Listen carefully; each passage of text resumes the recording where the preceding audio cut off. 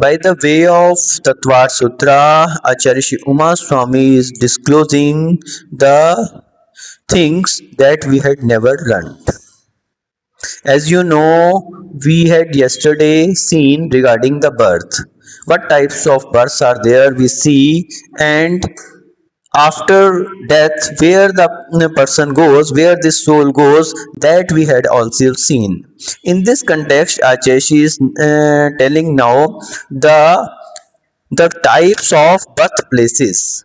What are the types of birthplaces that Achashi is going to tell? So, by the way of this Tattva Sutra, chapter 2, Acharya is disclosing the things that we had never learned. So, we should understand and try, we should listen this carefully and try to understand, because these all things are new for you.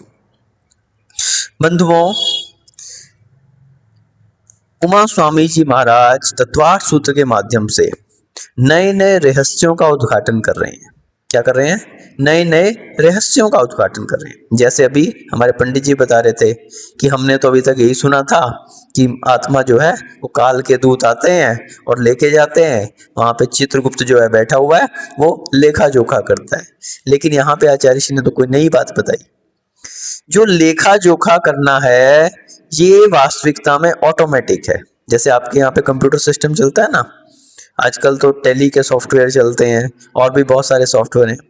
तो जैसे ही आप कोई भी transaction करते हो, उसमें record करते हो, तो पूरी बैलेंस शीट आपकी अपडेट हो जाती है, ऑटोमेटिकली अपडेट होती है। उसके लिए अलग से कहीं आपको खातों में नहीं लिखना पड़ता, अमुक खाता डेबिट करो, अमुक खाता क्रेडिट करो, उसका टोटल लगाओ, फिर उसका बैलेंस निकालो, फिर उसके बाद उसको बैलेंस शीट में पोस्ट करो, किस जगह वो जाएगा, तब कहीं जाके बैलेंस शीट साल के एंड में बनेगी।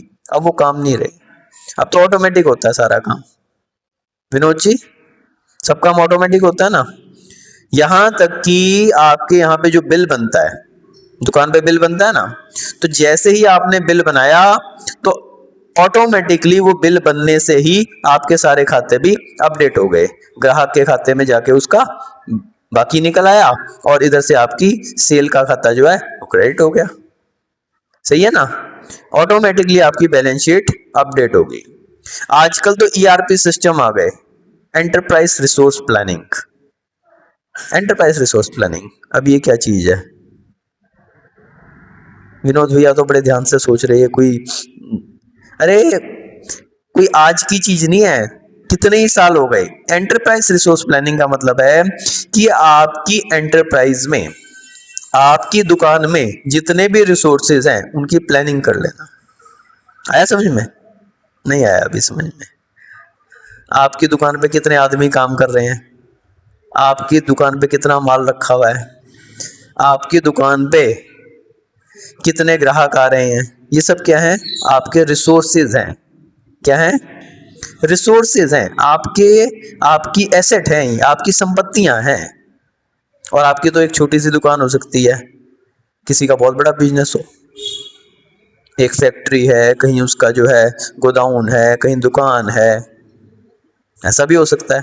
अब किस गोडाउन में कितना माल रखा है, कहाँ से कौन सा माल उठ के आएगा, कितने वाहन उसके पास चल रहे हैं, कहाँ कहाँ कौन कौन से सेल्समैन लगे हुए हैं, कितने कर्मचारी लगे हुए हैं, किसको कब सैलरी जानी है, किससे कब माल खरीद रहा है, कब कौन बिक रहा है, कितने में बिक रहा है, कितना प्रॉफिट हो रहा है, कैसे पता लगेगा? तो आजकल सॉफ्टवेयर आ गए एंटरप्राइज रिसोर्स प्लानिंग, जिसमें आपके प्रत्येक कार्य का लेखा जोखा ऑटोमेटिक होता है कंप्यूटर के माध्यम से। यहां तक कि जो इंटरनेशनल कंपनियां हैं, विदेशों में भी अब उनके व्यापार चलते हैं। आप देखो, मैकडोनल्ड्स, नाम सुना है आपने? मैकडोनल्ड का नाम सबने सुना हुआ है। पिज्जा खाते हैं मैकडोनल्ड्स का? खाते नहीं है, सुना है नाम। कौन कौन खाते हैं पिज्जा? जो पिज्जा तो आप बहुत चाव से खा लेते हैं। पहली बात तो ये जो खराब चीजें नहीं खानी चाहिए अपन को। क्यों? क्योंकि इसमें हिंसा का दोष लगता है अपन को। लेकिन हम बतला रहे थे, जैसे मैकडोनल्ड कंपनी है और भी बड़ी इंटरनेशनल कंपनीज हैं, इनमें एक मैकडोनल्ड के आउटलेट के ऊपर एक पिज्जा अगर बिक जाता है तो उसके पहले की बैलेंस शीट और उसके बाद की बैलेंस शीट लंदन में उसका एमडी बैठा हुआ देख सकता है। इतना ऑटोमेटिक सिस्टम हो गया। कितना ऑटोमेटिक सिस्टम हो गया कि यहाँ पे एक व्यक्ति ने एक पिज्जा बेचा, अब वो पिज्जा बेचने से उसका स्टॉक कम हो गया, उसके लिए जो पैसा मिला उससे उसका कैश बैलेंस बढ़ गया।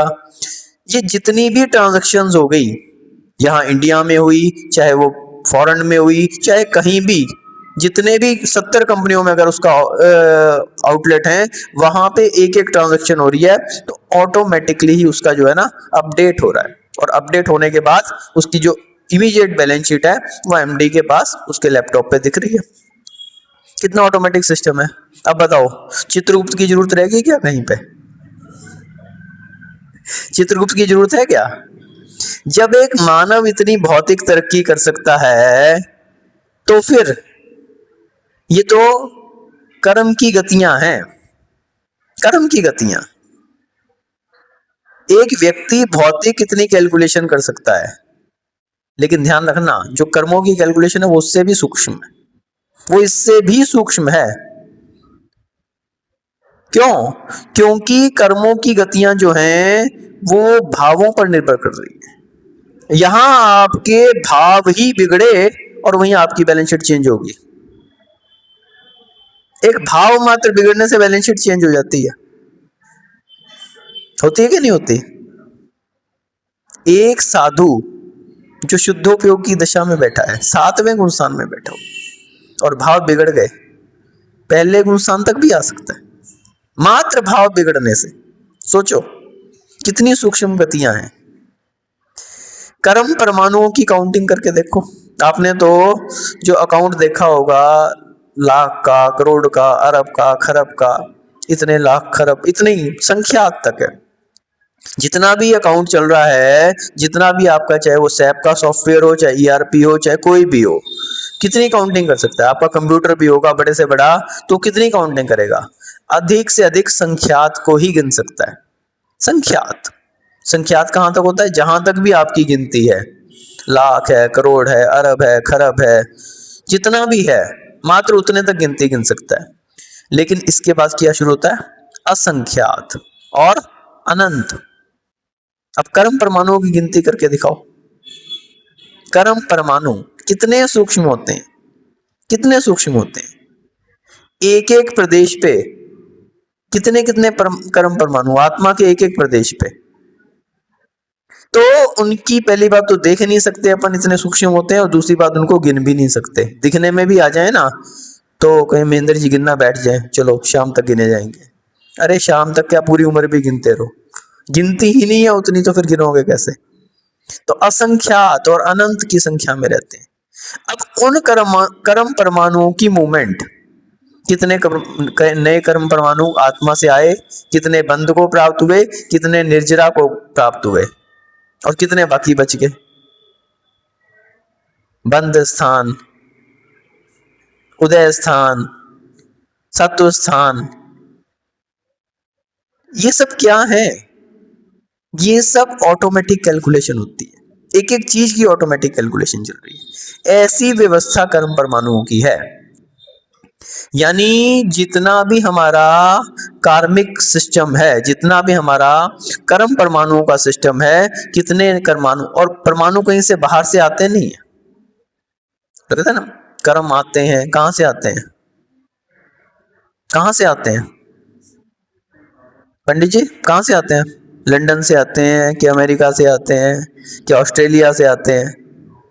कर्म परमाणु कहां से आते हैं? हैं? भरे पड़े हैं पहले से वहीं पे रखे हैं। वही आत्मा के प्रदेश हैं और वही कर्म परमाणुओं के प्रदेश। उन्हीं आत्म प्रदेशों में, उसी स्थान पर आत्म प्रदेश भी हैं और वहीं पर कर्म परमाणु भी हैं, अलग से कहीं से नहीं आ रहे। और कितने? असंख्यात और अनंत की संख्या में। आकाश के एक ही प्रदेश पर, एक प्रदेश पर आकाश के, वहीं पे आत्म प्रदेश, आत्म परमाणु भी स्थित हैं और वहीं पर आत्मा के प्रदेश भी स्थित हैं और वहीं कर्म परमाणु भी हैं। मात्र हमारे भावों से क्या होते हैं? बंध को प्राप्त हो जाते हैं। एक ही प्रदेश पर आत्म प्रदेश भी रह रहे हैं, कर्म परमाणु भी रह रहे हैं, यहां तक कोई दिक्कत नहीं है। जैसे एक ही हॉल है, उसमें आप भी बैठे हैं, हम भी बैठे हैं, कोई दिक्कत नहीं है।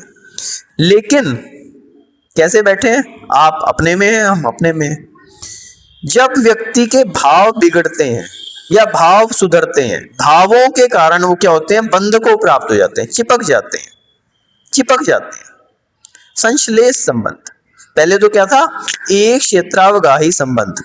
एक क्षेत्रावगाही संबंध यानी एक क्षेत्र पर अवगाहन कर रहे हैं, कर्म परमाणु भी हैं, आत्म प्रदेश भी है, एक ही क्षेत्र पे हैं। एक क्षेत्रावगाही संबंधों, कोई दिक्कत नहीं, आप भी बैठे हैं, हम भी बैठे हैं, माता जी भी बैठी हैं, भैया दीदी सब बैठे हैं, एक क्षेत्रावगाही संबंध है। और उसके बाद होता है संश्लेष संबंध। संश्लेष संबंध खतरनाक है। आपके भाव बिगड़े और वो बंध को प्राप्त हो गए, चिपक गए बस बाप से। अब वो अपना उदय में आएंगे, और उदय में आएंगे तो आपको भोगना पड़ेगा। तो इसलिए संश्लेष संबंध जो है वो भावों के ऊपर निर्भर कर रहा है। तो वास्तविकता में जो जितनी भी कैलकुलेशन हो रही है वो किसकी हो रही है? संश्लेष संबंध की। एक क्षेत्रावगाही की कोई कैलकुलेशन नहीं, बैठे रहो कितने भी, कोई परेशानी नहीं। तो यहाँ पर जो आचार्य श्री नए नए रहस्यों का जो उद्घाटन कर रहे हैं, ये एकमात्र हमें जैन फिलॉसफी में देखने के लिए मिलता है। जैन फिलॉसफी एक ऐसी है जिसमें एक एक चीज का सूक्ष्म अध्ययन है और इसके लिए चैलेंज नहीं किया जा सकता। क्यों? क्योंकि सर्वज्ञ की वाणी है, सर्वज्ञ की वाणी है, जिसने जो प्रत्येक चीज को साक्षात देख रहा है। केवली भगवान कैसे होते हैं? साक्षात। यद विद्या दर्पणायते, दर्पण की तरह से। जैसे आप दर्पण देखते हैं ना, तो चेहरे पे लगा हुआ तिल, काली माँ सब दिखाई दे जाती है। तो ऐसे उनके लिए प्रत्येक चीज स्पष्ट दिख रही है। तो वो जो बात कहेंगे वो कैसी होगी? बिल्कुल स्पष्ट होगी, सही होगी, उसमें कहीं भी आप कोई चैलेंज नहीं कर सकते। तो इसलिए कभी भी सर्वज्ञ की बात जो है ना, उसके लिए क्या कहा कि वो उसके लिए कहीं कोई चैलेंज नहीं कर सकता। वादी और प्रतिवादी के द्वारा भी जिसके लिए उसके लिए नकारा नहीं जा सकता। तो इसलिए हमारे लिए जो जैनिज्म है, जैसे आप बता रहे थे ना कि नए नए रहस्यों की बात आ रही है, तो ये वास्तविकता में सर्वज्ञ की वाणी है। तो कल हमने इसमें देखा था कि आचार्य श्री ने जन्म के भेद बताए थे, जहां आचार्य श्री ने गतियों के विषय में बताया कि जीव मर के कहाँ जाता है, कितना उसके लिए समय में लगता है, 1 समय, 2 समय और 3 समय। फिर उसके बाद कितने समय तक अनाहारक रह जाता है, योग्य परमाणु को ग्रहण नहीं करता। कल उसके बाद आचार्य ने कहा था कि जो जन्म लेता है, तो जन्म के भेद कितने हैं, कितने प्रकार का जन्म है। तो कितने प्रकार का जन्म देखा था हमने? 3 प्रकार का। कौन कौन सा? समूर्छन, गर्भ और उपपाद जन्म। पहला कौन सा? समूर्छन। समूर्छन का क्या अर्थ था? योग्य पुद्गल परमाणुओं को प्राप्त करके जो जन्म होता है, जिसमें माता पिता के संयोग की कोई आवश्यकता नहीं है, वो क्या है? समूर्छन जन्म है। और 1 इंद्रिय से लेकर 4 इंद्रिय तक कैसे होते हैं? समूर्छन जन्म वाले ही होते हैं। आवश्यक नहीं है कि पंचेंद्रिय ना हो, पंचेंद्रिय भी होते हैं, लेकिन 1 इंद्रिय से लेकर 4 इंद्रिय तक तो सभी समूर्छन ही जन्म वाले होते हैं। और फिर है गर्भज, मनुष्यों का जो जन्म हो रहा है, पशुओं का, गाय का, ये सब का क्या है? गर्भज, गर्भ जन्म। और तीसरा क्या है? उत्पाद, उत्पाद, देव और नारकियों का उत्पाद शैया पे जो जन्म हो रहा है वो क्या है? उत्पाद जन्म है, उत्पाद जन्म है। आज आचार्य जन्म लेने के स्थान, योनिया, योनि किसे कहते हैं? जिस स्थान पे जन्म होता है वो कितने प्रकार की है, उस विषय में आचार्य श्री यहाँ बता रहे हैं सूत्र नंबर 32 के माध्यम से। तो इसमें आचार्य श्री योनियों के भेद बताते हुए कह रहे हैं, सचित शीत संवृता सेतरा मिश्राश्च तद्योन्यः। पुस्तक कहाँ है आपकी? विनोद जी आगे पीछे देख रहे, बालचंद जी ध्यान रखा करो, क्लास चल रही है, क्लास में आप बिना पुस्तक के आओ। कहीं आप दुकान पे जाओ और आप चाबी लेके जाने भूल जाओ, चल जाएगा काम है? उस समय तो भूलते नहीं आप चाबी लेके जानी, तो यहाँ पे पुस्तक लानी कैसे भूल गए? कोई व्यक्ति युद्ध लड़ने जाए और बंदूक ले जाना भूल जाए, चलो आज बगैर बंदूक के युद्ध लड़के आ जाए, हो जाएगा? हो जाएगा क्या काम? तो ऐसे ही कल से ध्यान रख लेना बिल्कुल। क्लास में बैठो, पुस्तक सामने रखो, जिनवानी में सब में है अपने तत्वार्थ सूत्र दिया हुआ है, कम से कम अपन और कुछ नहीं तो सूत्रों का उच्चारण तो सीख लें। तो सचित शीत संवृतः सेतरा मिश्राश्च चैक्षस्तद्योन्यः। तो यहाँ पर आचार्य जी ने योनियों के भेद बताए। कितने प्रकार की योनियां हैं? तो 9 प्रकार की योनियां होती हैं। कौन सी? पहली कही सचित, दूसरी कही शीत, तीसरी कही संवृत और सेतरा। सेतरा यानी इनकी उल्टी, इससे विपरीत। सीधा अर्थ हो गया सचित की उल्टी अचित, शीत की उल्टी उष्ण और संवृत की उल्टी विवृत। और तीसरा है मिश्र।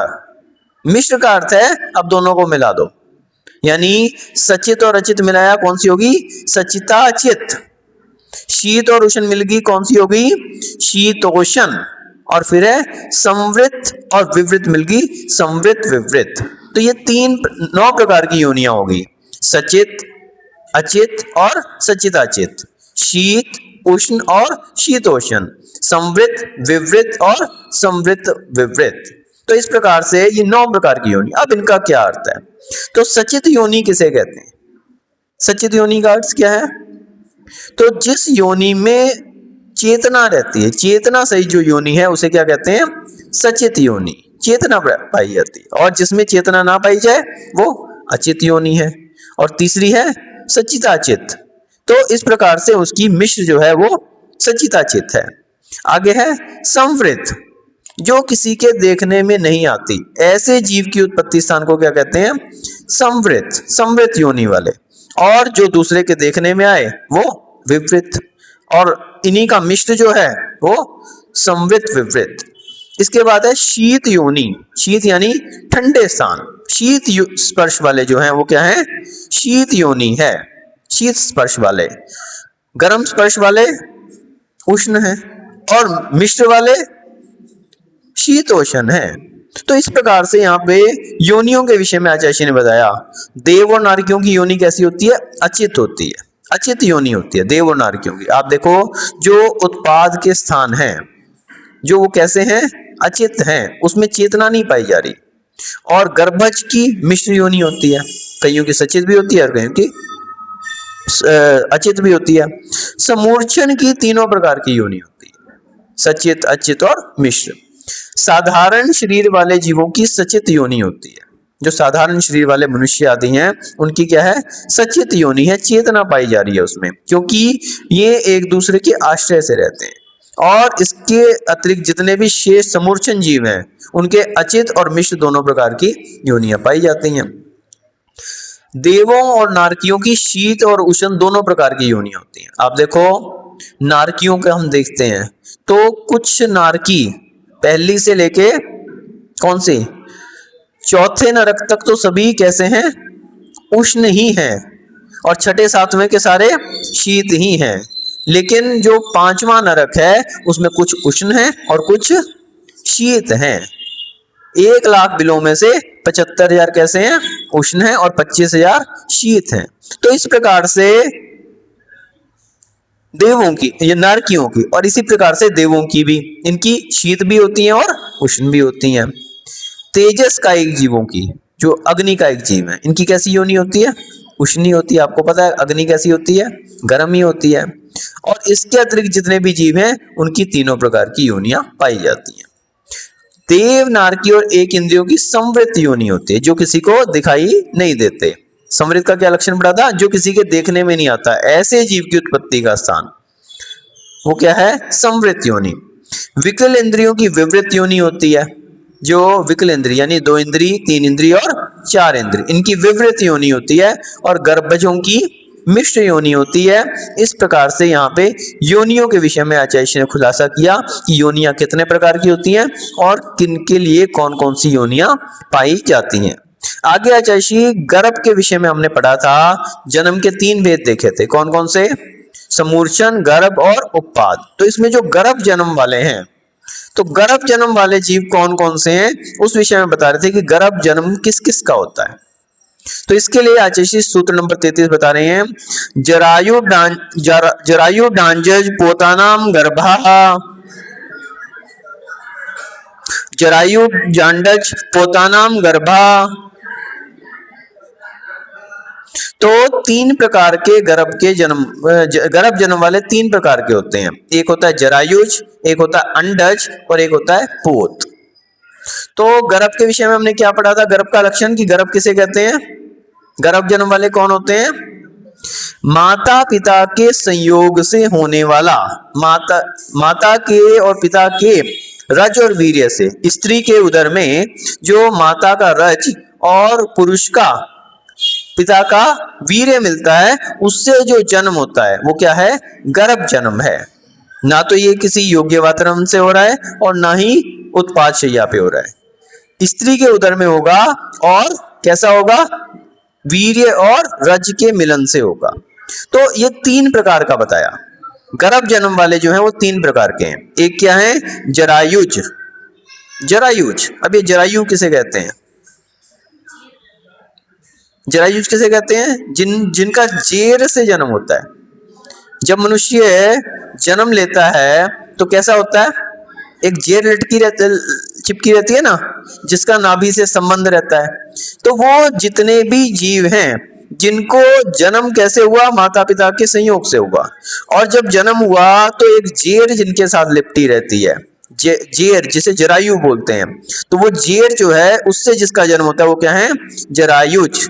जेर के द्वारा जितने भी मनुष्य हैं, एक जाल जैसा बना रहता है, रुधिर और मांस का जो है वो खोल जैसा लपटा रहता है, उसे जरायु भी कहते हैं अथवा जेर कहते हैं। गाय है, भैंस है, मनुष्य हैं, तो इनका जो जन्म होता है कैसा है, जरायुज, जेर के द्वारा जिनका जन्म हो रहा है। और दूसरे कौन से हैं, अंडज, आपको पता है अंडा देने वाले जितने भी हैं, जन्म तो उनका भी गर्भज जन्म है। क्यों, क्योंकि माता पिता के संयोग से हुआ है, लेकिन जन्म के समय वो कैसे होते हैं, अंडे से।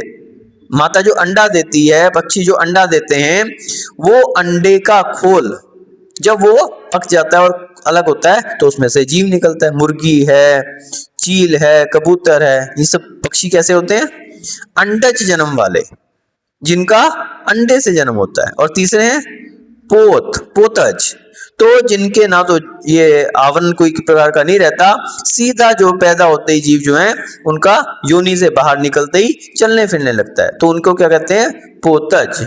जैसे हरिण, सिंह, शेर का बच्चा जब शेरनी बच्चा देती है तो कोई खोल नहीं रहता उसके ऊपर, और ऐसे ही हिरनी जब बच्चा देती है तो कोई खोल नहीं रहता, सीधे बच्चा जो है जन्म लेता है और वो ऐसा गिरेगा, थोड़ा हिलेगा फिलेगा और फिर चलने फिरने लगता है। तो ये क्या है, पोतज। तो इस प्रकार से जो गर्भज हैं, जिनका माता पिता के संयोग से जन्म हुआ है, वो तीन प्रकार के हो गए, जरायुज, अंडज और पोतज। और इसके बाद फिर हमने कौन सा जन्म पढ़ा था, उत्पाद जन्म।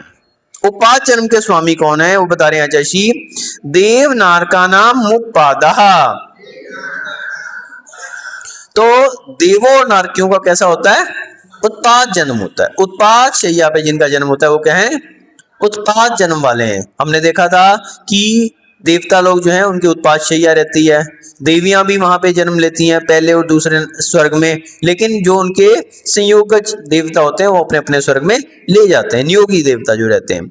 और ऐसे ही नारकियों का उत्पाद शैया पे जन्म होता है, लेकिन वो कैसी होती है, उल्टे होते हैं उनके जन्म स्थान। तो जन्म लेते ही नीचे गिरते हैं, और नीचे क्या रहते हैं, हथियार आदि रहते हैं, आयुध रहते हैं, उनके ऊपर गिरते हैं तो वापस ऊपर उछलते हैं, फिर नीचे गिरते हैं, वहां की स्पर्श की इतना वेदना होती है उससे उछलते हैं। तो ये जो देव और नारकी, इनका जन्म कैसा होता है, उत्पाद शैया पर उत्पाद जन्म वाले। और तीसरे हैं समूर्छन। तो समूर्छन वाले कौन रह गए, शेषानाम समूर्छनम। तो बाकी जितने भी बच गए, गर्भ वाले छोड़ दो, उत्पाद वाले छोड़ दो, बाकी सब क्या हैं, समूर्छन जन्म वाले हैं। तो जितने भी ऐसे जीव हैं जिनका ना तो गर्भ से जन्म हो रहा है और ना ही उत्पाद शैया से जन्म हो रहा है, वो कैसे हैं, समूर्छन, योग्य वातावरण को प्राप्त करके में जन्म लेते हैं। तो जितने भी मच्छर हैं, मक्खी है, चींटियां हैं, ये सब कैसी हैं? समूर्छन जन्म वाले हैं, जिनके लिए ना तो किसी माता पिता के सहयोग की आवश्यकता है, ना ही इनके लिए कोई देवनारकियों की तरह उत्पातशय्या की आवश्यकता है। एकमात्र योग्य वातावरण जहां मिला, तो हमने कल देखा ही था कि मच्छर जहां पे उनको अच्छा योग्य वातावरण मिला तो मच्छर पैदा हो जाते हैं। कहीं आप देखो बारिश के मौसम में जीवों की उत्पत्ति, इसीलिए मुनिजन जो विहार करते हैं, चातुर्मास की स्थापना करते हैं। क्यों करते हैं? क्योंकि इस समय उनके लिए विहार करने से जीवों का घात अधिक हो जाता है। इस समय विहार मतलब जीवों की उत्पत्ति अधिक होती है, क्योंकि योग्य वातावरण उनके लिए, जीवों के लिए प्राप्त हो जाता है, तो समूर्छन जीव बहुत ज्यादा उत्पन्न हो जाते हैं। तो इस प्रकार से यहाँ पे आचार्य ने जन्म के विषय में और उनके स्वामी कौन है उसके विषय में बताया। आगे इनके कौन कौन से शरीर होते हैं उसके विषय में अपन आगे देखेंगे। ओम नमः सिद्धेभ्यो।